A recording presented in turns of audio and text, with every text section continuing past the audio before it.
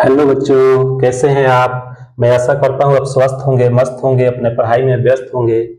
तो बच्चों, हम आज जो है क्लास 9th के चैप्टर 2 बहुपद को शुरू करने वाले हैं। यह क्लास आपको बहुत ही बेहतरीन ढंग से समझ में आने वाली है। वीडियो के अंत तक आप जरूर बने रहिएगा और यह जो बेसिक आप समझेंगे, उसके बाद जो एक्सरसाइज मैं आपको बताऊंगा वो आपको बहुत बढ़िया ढंग से समझ में आएगा। उस तरह का कोई भी क्वेश्चन आपसे छूटने वाला नहीं है। तो चलिए हम लोग आज इस एक्सरसाइज को शुरू करते हैं। आज यह चैनल मैथ साई जोन में आप सबका स्वागत है। हम लोग एक्सरसाइज को शुरू करते हैं। तो सबसे पहले हम लोग जानेंगे कि बहुपद होता क्या है। बहुपद होता क्या है, देखिए यहाँ डेफिनेशन भी हम लिख दिए हैं कि वह पद जिसे किसी चर के पूर्ण घात के रूप में लिखा गया हो उसे बहुपद कहते हैं।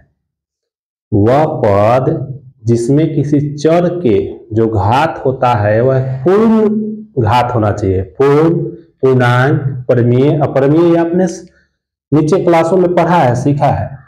तो किसी पद में जो चर होता है उसका घात हमेशा एक पूर्ण घात होना चाहिए और पूर्ण संख्याएं जो होती है वो हमेशा धनात्मक होती है। तो कहने का मतलब है कि चर का जो घात होना चाहिए हमेशा एक धनात्मक पूर्णांक होना चाहिए, तब हम उसको बहुपद कहेंगे। देखिए, 8 क्लास में आपने व्यंजक पढ़ा है और यहाँ 9th क्लास में हम लोग बहुपद पढ़ेंगे। तो व्यंजक और बहुपद में एकमात्र फर्क है कि बहुपद का जो घात होता है वह एक धनात्मक पूर्णांक होता है और जो व्यंजक का घात होता है धनात्मक, ऋणात्मक कुछ भी हो सकता है। ठीक है, तो यहाँ बहुपद क्या होता है कि वह पद जिसे किसी चर के पूर्ण घात के रूप में लिखा गया हो। बहुपद के चर का घात हमेशा धनात्मक पूर्णांक होता है। जैसे में हम लोग समझेंगे कि 3x² + 5x + 4, यहां पर ध्यान दीजिएगा कि इस बहुपद में जो चर x है, x का घात क्या है? 2 है। 2 एक धनात्मक पूर्णांक है। यहाँ चर x है, यहाँ पर कुछ नहीं घात है, तो यहाँ घात 1 है। 1 भी धनात्मक पूर्णांक है। तो चर का घात इन दोनों जगह पर आप देख रहे हैं कि धनात्मक है। तो यदि चर का घात धनात्मक होता है तो उस पद को या उस व्यंजक को हम लोग बहुपद कहेंगे। ठीक है, और यहाँ यह जो बहुपद का उदाहरण है, यहाँ x है, दोनों जगह x है, तो एक ही चर है दोनों में, तो एक चर वाला बहुपद है।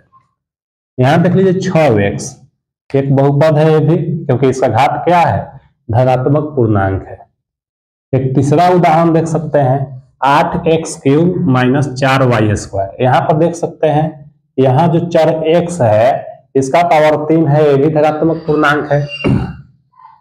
यहाँ चर y है, इसका घात 2 है, ये 2 भी जो क्या है? धनात्मक पूर्णांक है, इसलिए भी बहुपद है। यदि किसी पद का चर का घात धनात्मक हो तो उसे हम लोग बहुपद बोलेंगे, बहुपद कहेंगे।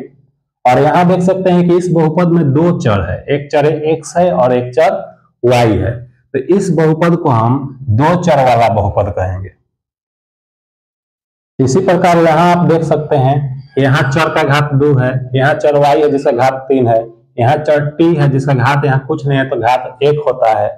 तो यहाँ भी 2, 3, 1 या जो घात है यह धनात्मक पूर्णांक है। तो धनात्मक पूर्णांक है तो ये भी हमारा एक बहुपद हुआ। और एक चीज यहाँ देख सकते हैं कि इसमें कितना चर है? x, y, t, 3 चर है। तो 3 चर है, इसका मतलब है कि यह 3 चर वाला बहुपद है। ठीक है, इसके बाद यहाँ समझा दिए एक चर वाला बहुपद, वह बहुपद जिसमें केवल एक चर हो उसे एक चर वाला बहुपद। इसी प्रकार वह बहुपद जिसमें केवल 2 चर हो उसे 2 चर वाला बहुपद। वह बहुपद जिसमें केवल 3 चर हो उसे 3 चर वाला बहुपद। इसी प्रकार से हम लोग समझ सकते हैं, यह उदाहरण भी हम दे चुके हैं। इसके बाद बहुपद का घात किसे कहते हैं? तो किसी बहुपद के चर के अधिकतम घात को बहुपद का घात कहते हैं।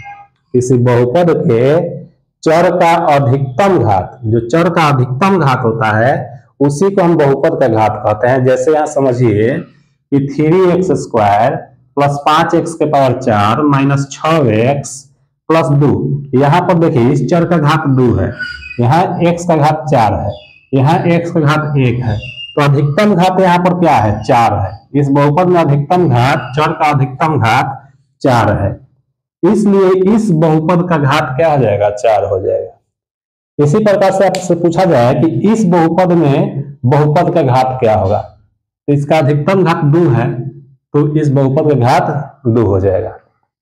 इस बहुपद में बहुपद का घात क्या होगा, तो यहाँ अधिकतम घात देखिए यहाँ 3 है, तो इसका बहुपद का घात 3 हो जाएगा। ठीक है, अब नोट में कुछ चीजें जानना है कि बहुपद का संकेत क्या होता है। तो यदि कोई चर x वाला बहुपद है तो उसका संकेत px, gx, qx, rx हो सकता है। यदि कोई बहुपद y वाला हो, चर y वाला हो, तो उसका संकेत py, gy, qy, ry, इसी प्रकार से उस y वाला चर का यह संकेत होगा, y वाले चर वाले बहुपद का यह संकेत होगा, और x वाला होगा तो यह होगा। ठीक है, अब हम लोग जो है यहाँ एक चीज ध्यान देना होगा, एक दूसरा नोट है कि कोई बहुपद का पद प्लस या माइनस चिन्हों के साथ जुड़ा होता है। किसी बहुपद का पद जो होता है प्लस और माइनस के साथ जुड़ा होता है। ध्यान देने वाली बात है, जैसे हम एक यहाँ बहुपद लिख दें कि 3x² प्लस 4x प्लस 5 एक बहुपद है, ध्यान दीजिएगा, यहाँ माइनस हम दे देते हैं।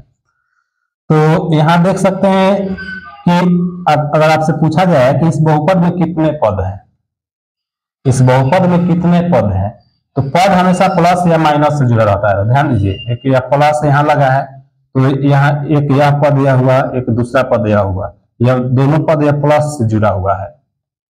ठीक है, तो 1 2 3, और यहाँ जो है यह पद एक 5 है जो माइनस से जुड़ा हुआ है, तो इसमें जो है 3 पद हुआ। अब आप यह नहीं कह सकते कि 3 भी एक पद हुआ और x² भी एक पद हुआ, ऐसा नहीं है, क्योंकि इन दोनों के बीच में क्या है, इन दोनों के बीच में यहाँ कुछ नहीं है, तो गुना होगा, गुना है। इन दोनों के बीच यहाँ कोई चीज नहीं है, 3 और x² के बीच में यहाँ कुछ नहीं है, तो इसका मतलब है कि गुना है। और गुना के द्वारा कोई पद नहीं जुड़ता है, पद हमेशा प्लस और माइनस के द्वारा जुड़ा रहता है। तो अगर यहाँ गुना है तो इसको हम एक ही पद कहेंगे। ठीक है, इसी प्रकार ये भी एक पद है, और यह माइनस से जुड़ा है 5, ये भी एक पद है। इस प्रकार से इसमें 3 पद हुआ। अब प्रश्न आ जाए कि इसके पद लिखिए, तो पद कैसे लिखेंगे, तो पहला पद ऐसे लिख देंगे, पहला पद क्या है, तो 3x² है। इसी प्रकार दूसरा पद प्लस 4x हो जाएगा, तीसरा पद माइनस 5 हो जाएगा। इसी प्रकार से जो है अगर प्रश्न कह दे कि यहाँ x² का गुणांक क्या है, अगर गुणांक, देखिए ध्यान से समझिएगा, गुणांक का मतलब हुआ कि गुना जोड़ अंक। तो यहाँ देख लीजिए कि x² में कौन सा अंक का गुना है, तो x² में 3 का गुना है, तो x² का गुणांक 3 हो गया। अब इसी प्रकार x का गुणांक क्या है, 4 है, और यह 5 क्या है, हमारा अचर पद है, यह अचर पद है। तो अगर गुणांक पूछे तो हम लोग इस प्रकार से गुणांक, प्रश्न अगर पूछे तो गुणांक क्या होगा तो इस तरह से बता सकते हैं। इसी प्रकार से यह एक उदाहरण है, यहाँ पर पूछ दिया जाए कि यहाँ x का गुणांक क्या है, तो x का गुणांक 6 है। यहाँ पर x² का गुणांक क्या है, तो x² का गुणांक 6/5 है। इसी प्रकार हम यहाँ लिख दें, यहाँ x + 8 दे दें और कहें कि यहाँ x का गुणांक क्या है, तो देखिए यहाँ पर कुछ नहीं है ना, यहाँ कुछ है तो 1 छिपा हुआ रहता है, 1 और x में गुना करेंगे तो x से होगा, तो इसलिए x का गुणांक यहाँ पर 1 हुआ। बहुत ही सिंपल है। अगर आप यह बेसिक को समझ गए हैं तो इस एक्सरसाइज को बहुत अच्छा ढंग से आप समझ पाएंगे। ठीक है, चलिए हम लोग एक्सरसाइज शुरू करते हैं। इसको वीडियो को पॉज करके आप लोग इसे उतार सकते हैं।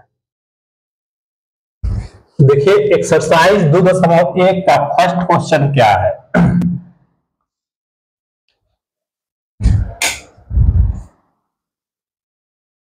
कह रहा है कि निम्नलिखित व्यंजकों में कौन कौन एक चर में बहुपद है और कौन कौन नहीं है, कारण के साथ अपना उत्तर देना है। ध्यान दीजिए, ये जो हमारा यह 5 बहुपद दिया है, इसमें आपको बताना है कि कौन बहुपद एक चर वाला बहुपद है और कौन बहुपद एक चर वाला बहुपद नहीं है, और कारण भी देना है। तो यहां देख सकते हैं 1 नंबर प्रश्न में यहाँ 4x² - 3x + 7, यह जो बहुपद है इसमें यह चर x है, यहाँ भी चर x है, केवल x ही है, इसमें तो y z t दूसरा कोई चर तो नहीं है, केवल x है, यानी इसमें केवल एक ही चर है। इसका मतलब है कि यह एक चर वाला बहुपद है। लिख देंगे कि यह एक चर वाला बहुपद है क्योंकि इसमें केवल एक चर x है। यहां देख लीजिए, यह 2 नंबर प्रश्न कि y स्क्वायर प्लस रूट 2 है, तो इसमें केवल एक चर y है, ध्यान देना है। और इसका घात 2 है, पूर्णांक है, धनात्मक पूर्णांक है, इसलिए बहुपद है।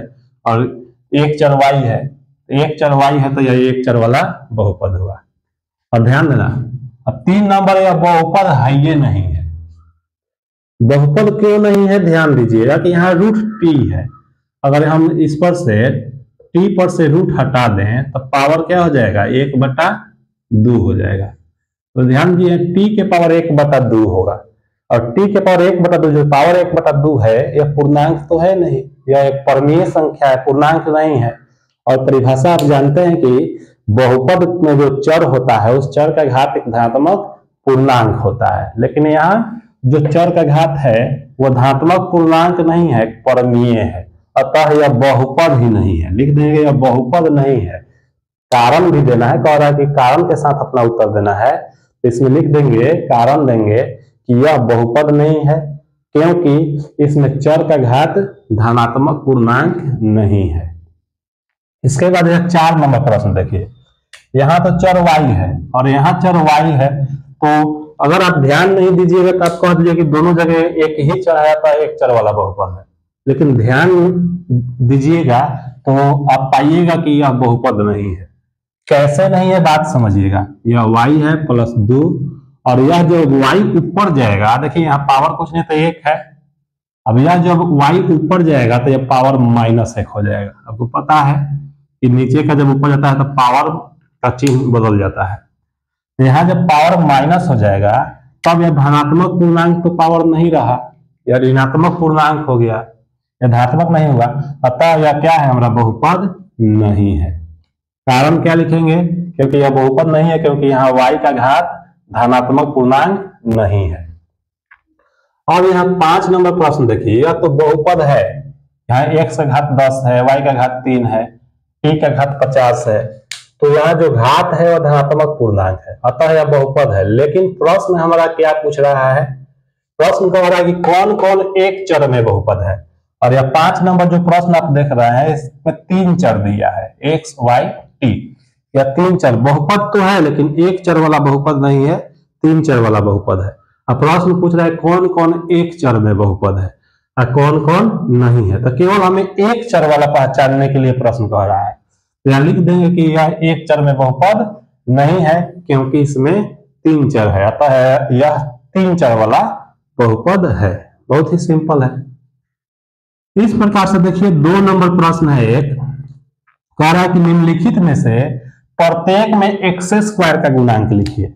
देखिए इस प्रश्न में x स्क्वायर किस पद में है, यहाँ है, दूसरा पद में है, तो यहाँ x स्क्वायर का गुणांक क्या है, यहाँ कुछ नहीं है तो क्या है, 1 है। अभी हमने आपको बेसिक में बताया था, यहाँ x स्क्वायर का गुणांक यहाँ 1 है, अतः इसमें हमारा x स्क्वायर का गुणांक क्या हो जाएगा, x स्क्वायर का गुणांक 1 हो जाएगा इसमें। इसी प्रकार से यहाँ देखिए, यहाँ x स्क्वायर फिर यहाँ सेकेंड पद में है, तो यहाँ x स्क्वायर गुणांक यहाँ क्या है, कुछ नहीं था, 1 है, यहाँ पर 1 है, अतः यहाँ x स्क्वायर का गुणांक क्या हो जाएगा। अब यहाँ ध्यान देने वाली बात है, यहाँ 1 के साथ यह माइनस चिन्ह है तो यहाँ गुणांक होगा -1, क्योंकि ध्यान दीजिएगा यहाँ जो 1 लिखे हैं तो यहाँ प्लस छिपा रहता है, इसीलिए इस प्लस को लिखना जरूरी नहीं है, लेकिन यहाँ जो माइनस है इस माइनस को लिखना पड़ेगा, माइनस देना पड़ता है, छिपा नहीं रहता है। इसी प्रकार इस 3 नंबर में देखिए x स्क्वायर यहाँ पर है, तो इस x स्क्वायर का गुणांक क्या हो जाएगा, π/2 हो जाएगा। इसी प्रकार यह 4 नंबर प्रश्न में x स्क्वायर तो कहीं नहीं है, x स्क्वायर वाला पद नहीं है, अतः यहाँ x स्क्वायर का गुणांक 0 हो जाएगा। इसमें x स्क्वायर वाला पद ही नहीं है, कहीं x स्क्वायर दिख रहा है आप लोगों को, नहीं दिख रहा है, इसका मतलब है कि इसमें x स्क्वायर का गुणांक 0 हो जाएगा। ठीक है, चलिए इसके आगे वाला क्वेश्चन हम लोग देखते हैं। देखिए 3 नंबर जो प्रश्न है कि 35 घात के द्विपद और 100 घात के एक पदी का एक एक उदाहरण दीजिए। बहुत ही आसान है। हमारा 35 घात यानी अधिकतम घात 35 होना चाहिए और 2 पद होना चाहिए। ध्यान दीजिएगा, इसका आंसर हम लोग का क्या होगा कि 35 घात का द्विपद क्या हो जाएगा। तो कुछ भी हम यहाँ x के पावर 35 प्लस x चाहे कुछ भी हम दूसरा पद में लिख सकते हैं।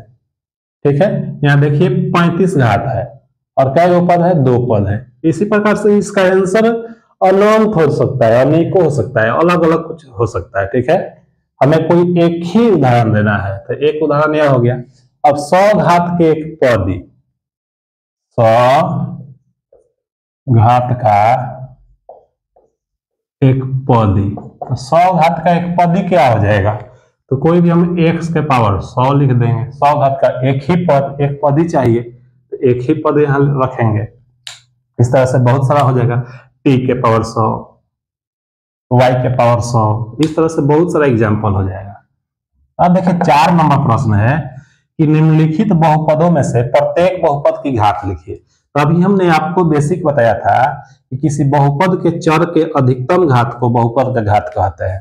ठीक है, तो वही बहुपद का घात बताना है। तो देखिए इस 1 नंबर प्रश्न में यहाँ चर का घात 3 है, यहाँ चर x है जिसका घात 2 है, और यहाँ चर x है जिसका घात 1 है। तो इसमें चर का अधिकतम घात क्या है, 3 है। इस प्रश्न में चर का अधिकतम घात 3 है, इसलिए इसका आंसर हो जाएगा बहुपद का घात क्या हो जाएगा, बहुपद का घात 3 हो जाएगा।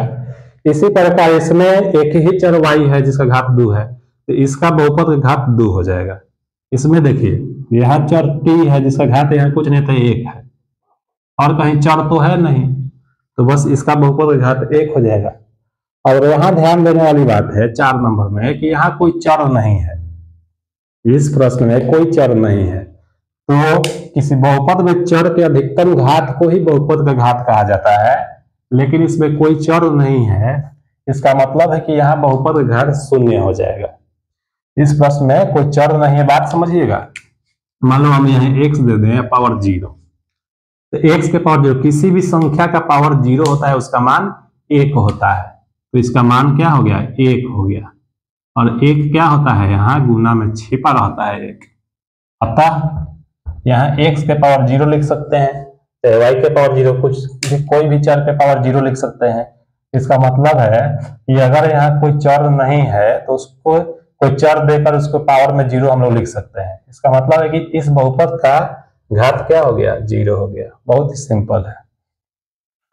इसके बाद इस एक्सरसाइज का जो है 2.1 का जो है अंतिम क्वेश्चन है, यह हमें बताना है कि निम्नलिखित बहुपदों में कौन कौन बहुपद रैखिक है। रैखिक कहने का मतलब कि एक घात वाला बहुपद को हम रैखिक बहुपद या एक घातीय बहुपद कहते हैं। ध्यान दीजिएगा, एक घात वाला बहुपद को रैखिक बहुपद या एक घातीय बहुपद कहते हैं, और 2 घात वाला बहुपद जिसका अधिकतम घात 2 होता है उसको हम द्विघातीय बहुपद कहते हैं, और जिसका घात 3 होता है अधिकतम उसे त्रिघातीय बहुपद कहते हैं। तो यही बताना है हमें। यहाँ जो यह 7 क्वेश्चन है, इसमें कौन कौन बहुपद एक घातीय है मतलब रैखिक है, कौन कौन बहुपद द्विघातीय है और कौन कौन त्रिघातीय है। तो यहाँ देख सकते हैं कि 1 नंबर इस प्रश्न का अधिकतम घात 2 है, अतः यह द्विघातीय है। यहाँ लिख देंगे कि यह द्विघातीय है। हम आपको बोलकर समझा रहे हैं, आप लोग खुद से इसको सुन करके आंसर लिख लीजिएगा। इसके बाद यहाँ देखिए 2 नंबर प्रश्न में यहाँ पावर 3 है, अधिकतम घात इसका 3 है, अतः यह त्रिघातीय बहुपद है। यह 3 नंबर देखिए यहाँ अधिकतम घात क्या है, 2 है, तो यह द्विघातीय बहुपद है। 4 नंबर प्रश्न देखिए, इस चर का अधिकतम घात यहाँ कुछ नहीं है तो 1 है, अतः एक घातीय बहुपद है। यह एक घातीय बहुपद को ही रैखिक बहुपद कहा जाता है। क्यों कहा जाता है, तो एक घातीय बहुपद का आलेख एक रेखा मिलता है, सरल रेखा मिलता है, इसीलिए एक घातीय बहुपद को हम रैखिक बहुपद कहते हैं। द्विघातीय बहुपद का आलेख परवलयाकार मिलता है, और त्रिघातीय बहुपद का आलेख खींचिएगा तो एक टेढ़ी मेढ़ी रेखा मिलेगा। ठीक है, तो एक घातीय बहुपद का आलेख एक रेखा मिलता है, इसीलिए इसे हम रैखिक बहुपद कहते हैं। तो यहाँ पर घात एक है यानी घातीय है, तो यह रैखिक बहुपद हुआ। अब देखिए 5 नंबर में यहाँ टी का घात कुछ नहीं तो 1 है, तो ये भी रैखिक बहुपद है। यहाँ घात 2 है तो यह द्विघातीय बहुपद है, और यह घात 3 है तो यह त्रिघातीय बहुपद है। बहुत आसान चैप्टर है यह। तो अगर यह क्लास मेरा आपको अच्छा लग रहा है तो इस क्लास को लाइक, शेयर और सब्सक्राइब जरूर कीजिए। धन्यवाद।